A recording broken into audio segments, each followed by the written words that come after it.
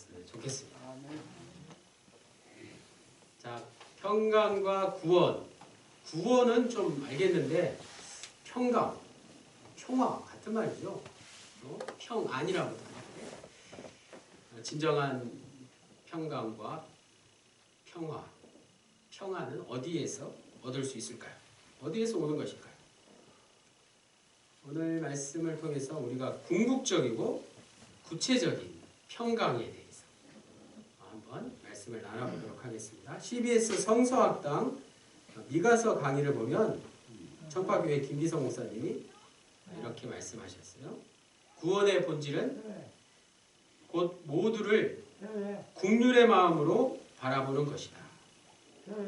구원의 본질은 모두를 국률의 마음으로 바라보는 것이다. 성탄절을 맞이하는 오늘 우리가 가져야 할 마음이 바로 이 긍휼이라고 할 수 있습니다. 긍휼이 바로 하나님의 마음인 것이죠. 고 하용조 목사님께서는 긍휼에 대해서 이렇게 말씀하셨어요. 긍휼은 사랑보다 더 귀하고 깊은 것이다. 우리가 잘 아는 사랑 있잖아요. 사랑보다 더 귀하고 깊은 것이 있다면 그것은 긍휼이다라는 것입니다. 척박한 인생살이에 사랑하기도 힘든데 긍휼을 베푼 적도 없고 또 긍휼을 받아본 적도 없다고 생각하시나요? 우리네 인생이 고달프고 힘들고 목마른 것은 바로 이 긍휼의 마음이 없기 때문입니다. 긍휼은 용서와 깊은 관계가 있는 단어입니다. 그런데 또 잘 생각해 보니까 긍휼은 뭐 말할 것도 없이 용서를 받은 적도 없고 용서를 한 적도 없는 인생이라고 한다면 그것이야말로 가장 외롭고 불쌍한 인생일 것입니다. 그래서 이 성탄절을 맞이하면서 성탄절은 바로 긍휼을 나누는 때라는 거예요.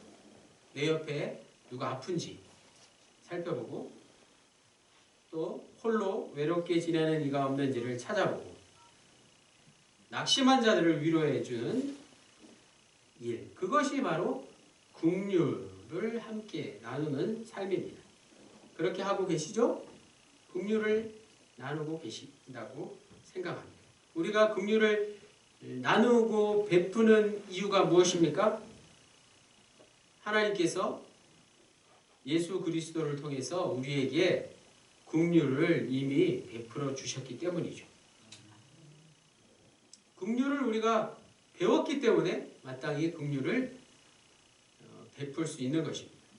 크리스마스를 며칠 남겨둔 우리가 꼭 기억해야 할 단어 무엇이라고요? 긍휼이라는 것 잊지 마시고 진정한 평강은 바로 이 긍휼한 마음에서 다른 사람에게 긍휼을 베풀 때 발견할 수 있다는 것을 먼저 말씀드렸습니다. 본문으로 가서 2절에 베들레헴 에브라다야 너는 유다 족속 중에 작을지라도 이스라엘을 다스릴 자가 내게로 나올 것이라. 그의 근본은 상고의 영원에 있느니라. 상고는 아주 오래 전이라는 뜻이에요. 에브라다는 에브라시라고도 하는데 베들레헴과 같은 지역이었습니다. 이곳은 우리가 잘 아는 룻과 보아스가 만난 곳이죠. 또 이새와 다윗으로 이어지는 다윗 왕조의 성읍이기도 합니다. 베들레헴은 우리말로 하면 뜻이 무엇이냐면 떡의 집이었어요. 그 모습이 떡처럼 이렇게 두리뭉실한 그런 지역이었나 보죠. 떡의 집, 빵의 집이라고도 하고요. 에브라다는 결실을 풍부히 하다, 풍성한 열매라는 의미를 담고 있는 그런 뜻입니다. 이 두 지명 자체가 현재의 상황, 너무 작은 아주 시골 깡촌인데 이렇게 의미가 좋은 것은 바로 소망을 꿈꾸는 장소였기 때문에 그렇습니다. 작은 곳을 통해서 크신 역사를 이루시는 하나님의 생각을 우리가 알 수 있습니다. 그의 근본은 상고요 영원에 있느니라. 이것은 역사적 배경 속에서 찾아볼 때 사무엘상 16장에 사무엘 선지자가 이새의 집에 가서 이스라엘의 왕이 될 자를 골라서 그 머리에 기름을 부은 장면이 생각이 납니다. 바로 그때를 가리키는 것으로 먼저 해석할 수가 있습니다. 좀 더 넓게 해석을 하면 우리가 지금 이 본문을 성탄절을 앞두고 읽을 때 바로 그리스도를 가리키는 때로 볼 수도 있습니다. 마태복음 2장 6절을 찾아보겠습니다. 조금만 뒤로 넘기시면 돼요. 신약성경 2페이지 마태복음 2장 6절 제가 읽겠습니다. 또 유대 땅 베들레헴아 너는 유대 고을 중에서 가장 작지 아니하도다. 내게서 한 다스리는 자가 나와서 내 백성 이스라엘의 목자가 되리라 하였습니다. 성경에 작은 글씨가 붙어 있죠. 오른쪽으로 이렇게 밀려 있습니다. 바로 오늘 이 본문 미가서 5장 2절을 인용한 말씀이 마태복음 2장 6절에도 있습니다. 그래서 이 말씀을 더 넓게 해석하면 그리스도의 근본은 다윗 집안에만 한정되는 것이 아니라는 뜻이죠. 그리스도는 영원 전부터 존재하신 분이시기 때문에 그렇습니다. 요한일서 1장 2절에 이 생명이 나타내신 바 된지라 이 영원한 생명을 우리가 보았고 증언하여 너희에게 전하노니 이는 아버지와 함께 계시다가 우리에게 나타내신 바 된 이시니라. 아멘. 요한복음 1장 1절 말씀을 좀 더 자세하게 설명한 말씀입니다. 3절로 가서 그러므로 여인이 해산하기까지 그들을 붙여두시겠고 그 후에는 그의 형제 가운데 남은 자가 이스라엘 자손에게로 돌아오리니 여인이 해산하기까지 그들을 붙여두시겠다라는 말씀 역시 이사야 7장 14절을 인용한 말씀입니다. 이사야 7장 14절은 굉장히 유명한 말씀이에요. 들어보십시오. 그러므로 주께서 친히 징조를 너희에게 주실 것이라. 보라, 처녀가 잉태하여 아들을 낳을 것이요 그의 이름을 임마누엘이라 하리라. 이 약속의 말씀과 오늘 본문 미가서 5장 3절 말씀은 또 연결이 되어 있습니다. 하나님은 그의 백성을 지금 미가 선지자가 활동하던 시대에는 원수들에게 그대로 맡겨두실 것입니다. 하지만 이제 메시아를 통해서 사단의 포로가 되었던 이스라엘 백성을 건지실 것이다를 분명히 예언해 주고 있습니다. 4절로 가서 그가 여호와의 능력과 그의 하나님 여호와의 이름의 위엄을 의지하고 서서 목축하니 그들이 거주할 것이라. 이제 그가 창대하여 땅끝까지 미치리라. 아멘.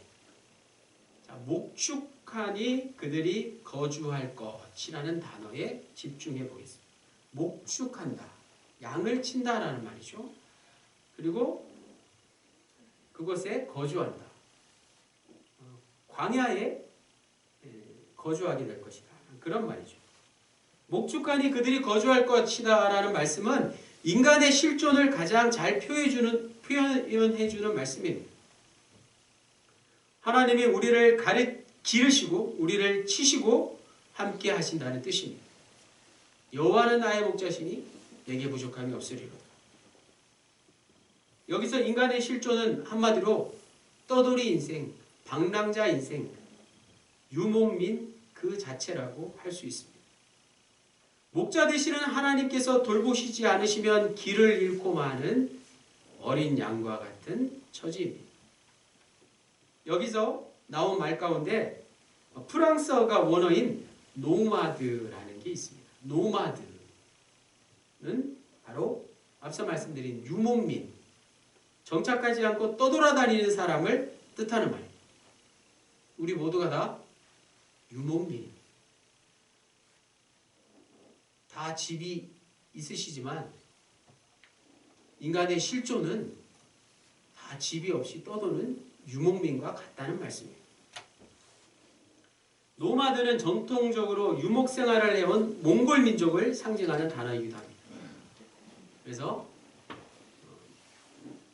천국 노마드라고 하나님이 가라 하시면 가고 서라 하면 서는 하나님의 말씀에 순종하는 삶이 바로 이 천국 노마드의 삶이라는 것을 깨달은 분이 있습니다. 하버드에서 박사학위를 받고 몽골 선교사로 가서 헌신한 이용규 교수님이라는 분이 있어요. 그분이 천국 노마드라는 말을 했습니다. 복음을 전하는 하늘나라의 유목민이 되었다고 자신을 고백한 것이죠. 더 나아가서 진정한 영적 가치와 하나님이 주시는 평안을 사모하는 참된 크리스찬이 되어서 세상의 헛된 가치를 내려놓고 하나님 나라를 향해서 나아가는 믿음의 순례자가 되는 것을 가리키는 말이 천국 노마드. 자, 마지막 5절 말씀. 이 사람은 평강이 될 것이라. 이 사람은 평강이 될 것이라. 이 말씀은 당시에는 이 사람이 누구인지를 구체적으로 알 수 없었습니다. 하지만 오늘 우리가 이 말씀을 성탄절을 앞두고 읽을 때 이 사람이 예수님, 그리스도, 메시아라는 것을 우리는 너무나도 잘 압니다. 바울은 에베소서 2장 14절에 그가 우리의 화평이라고 말했습니다. 평강과 화평, 같은 뜻이죠. 같은 말이죠. 또 유대인뿐만 아니라 모든 이방인들을 다 포함시켜서 바울은 화평의 왕, 평강의 왕으로 예수님이 이 땅에 오셨다고 말씀했습니다. 이사야 선지자 역시 이사야 9장 6절에 그는 평강의 왕이라고 이미 오래전에 예언했습니다. 자, 오늘 말씀. 자, 우리가 어떻게 하면 성탄절을 앞두고 평강과 구원의 그런 진정한 의미를 누릴 수 있을까요? 오늘 말씀을 통해서 내가 진정 내 마음이 평안해지고 구원이 확실히 들 수 있는 비결이 무엇일까요? 평강의 왕으로 이 땅에 오신 사람이 바로 예수님이셨다는 게 무슨 의미인지를 알면 됩니다. 예수님이 평화의 왕이시라는 말씀 우리가 너무나도 많이 들었는데 그 말씀은 결국 예수님이 메시아란 말씀입니다. 이 말씀도 너무 많이 들었죠? 왜냐하면 참된 평화는 우리가 사는 동안은 누릴 수 없는 것이기 때문에 그렇습니다. 참된 평화는 종말론적인 사건이기 때문이라는 말씀입니다. 우리가 살고 있는 지금 이 세상에는 참된 평화를 이룰 자가 아무도 없습니다. 비로소 세상이 끝날 때 참된 평화가 메시아 예수 그리스도를 통해서 우리에게 주어질 것입니다. 우리가 죽을 때 눈을 감은 자가 참된 안식을 누리는 것과 같습니다. 예수님의 재림을 기다린다는 말이 바로 이런 것을 뜻하는 말입니다. 그렇다고 해서 이 말이 우리가 살고 있는 지금 이 순간 평화를 지향하는 노력이 아무런 의미가 없다는 것도 결코 아닙니다. 종말론적인 신앙을 제대로 아는 사람은 그 종말을 미리 앞당겨서 오늘을 살기 때문에 그렇습니다. 그리스도인은 결코 전투적인, 호전적인 사람이 되어서는 안 되는 이유가 바로 이것입니다. 주위 사람들과 별로 아닌 걸로 말다툼을 하기 좋아하거나 싸움을 좋아하는, 정말 남과 이렇게 시비를 붙는다든지 격렬하게 대화를 하는 일들을 삼가해야 할 것입니다. 지금 이 땅에서 평화를 완전히 이룰 수는 없어도 더 중요한 것, 평화를 치열하게 지향하며 살아야 한다는 말씀입니다. 오늘 우리가 연습해야 할 것은 전쟁이 아니라 평화라는 사실입니다. 우리는 너무나도 전쟁 연습에만 골몰해 왔습니다. 사실 따지고 보면 세상살이가 다 전쟁 연습을 하는 것과 다를 바 없습니다. 우리가 연습해야 할 것이 무엇이라고요?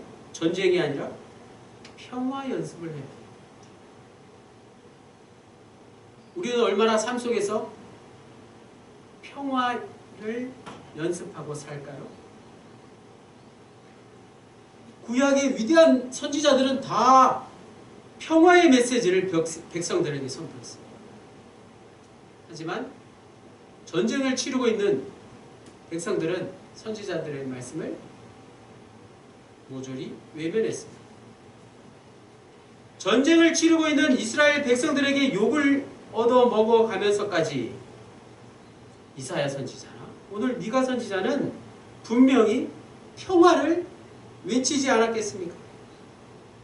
이사야 2장 4절 말씀, 그가 열방 사이에 판단하시며 많은 백성을 판결하시리니 무리가 그들의 칼을 쳐서 보습을 만들고 그들의 창을 쳐서 낫을 만들 것이며 다시는 전쟁을 연습하지 아니하리라. 다시는 전쟁을 연습하지 아니하리라. 이사야 선지자의 말씀. 그리고 오늘 미가 선지자는 한 장 앞에 미가서 4장 3절 말씀, 그가 많은 민족들 사이의 일을 심판하시며 먼 곳 강한 이방 사람을 판결하시니 무리가 칼을 쳐서 보습을 만들고 창을 쳐서 낫을 만들 것이며 이 나라와 저 나라가 다시는 칼을 들고 서로 치지 아니하며 다시는 전쟁을 연습하지 아니하리라. 다시는 전쟁을 연습하지 아니하리라. 오늘 우리가 해야 될 게 무엇이라고? 다시는 전쟁을 연습하지 않는 것입니다. 우리가 연습해야 할 것은 전쟁이 아니라 평화입니다. 평화 연습을 해야 합니다. 일상생활 속에서 전쟁이 아니라 싸움이 아니라 다툼이 아니라 화해와 평화, 져주는 것을 연습할 수 있어야 된다는 그런 말씀이죠. 이게 가능할까요? 져주는 걸 연습하실 수 있으시겠습니까?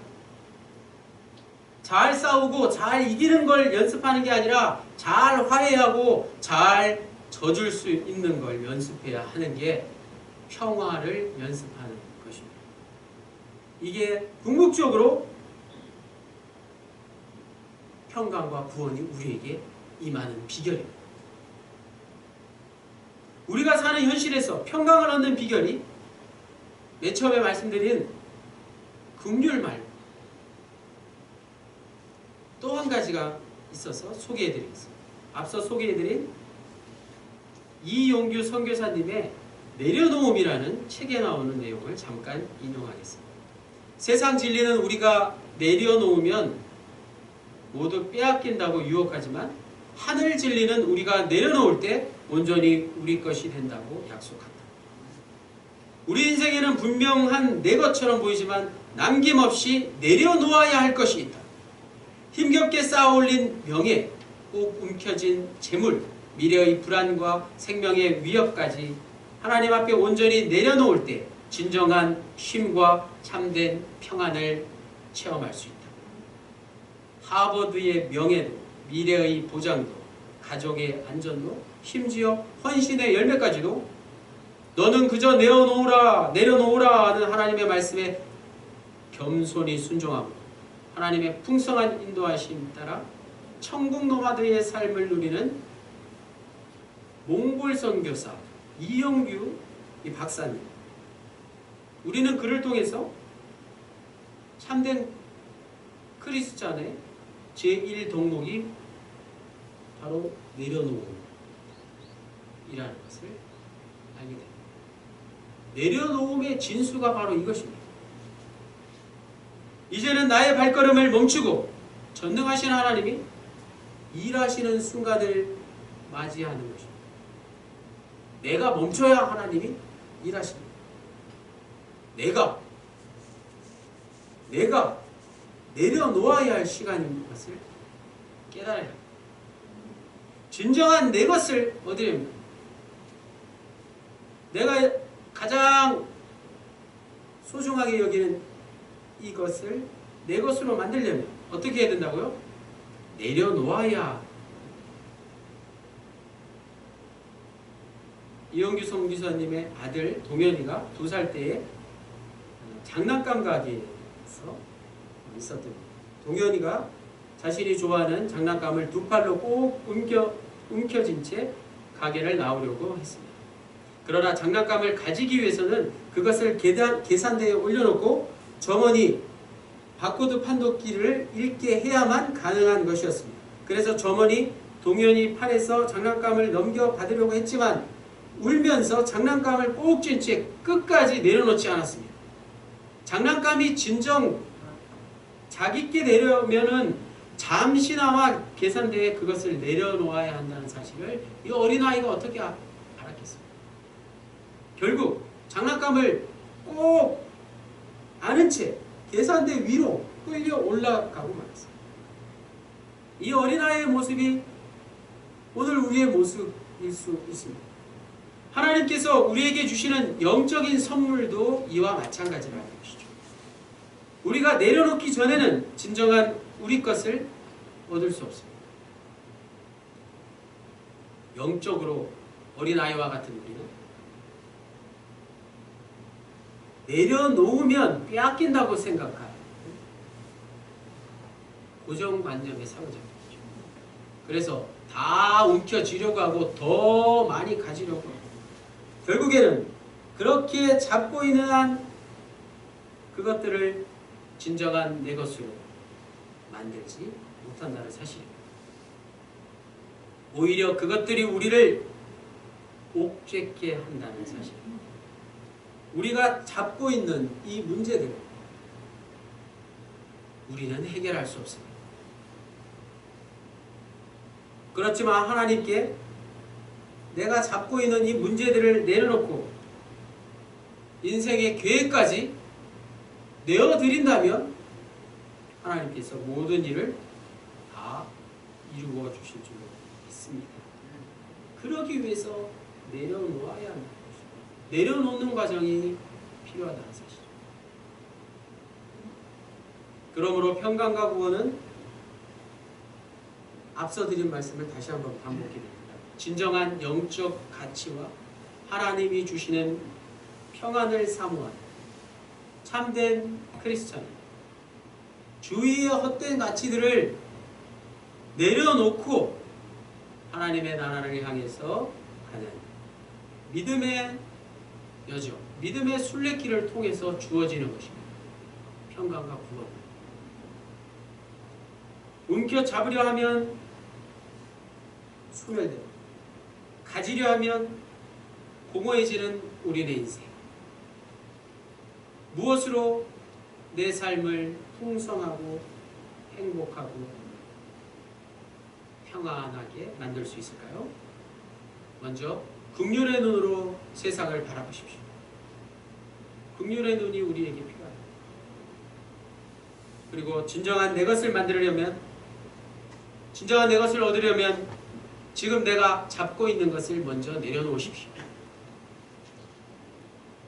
긍휼과 내려놓고 주님의 평강과 구원을 누리시는 우리 모두가 될 수 있기를 간절히 축원합니다. 기도드리시겠습니다. 주님, 내가 내려놓을 때 하나님이 일하십니다. 우리의 삶은 하나님께서 주신 선물이고 은혜인 이것만. 여전히 끊임없이 내 것만을 주장할 때가 있습니다. 내 생각, 내 욕심, 내 소유, 내 고집, 그렇게 내 것 챙기기에만 굴말할 때 하나님은 우리에게 모든 것을 내려놓으라고 말씀하십니다. 이 시간 우리 모두에게 하나님 한 분만으로 만족합니다. 예, 고백이 넘치기를 간절히 빌고 원합니다. 평강과 구원의 주 예수 그리스도의 이름으로 기도드립니다. 아멘.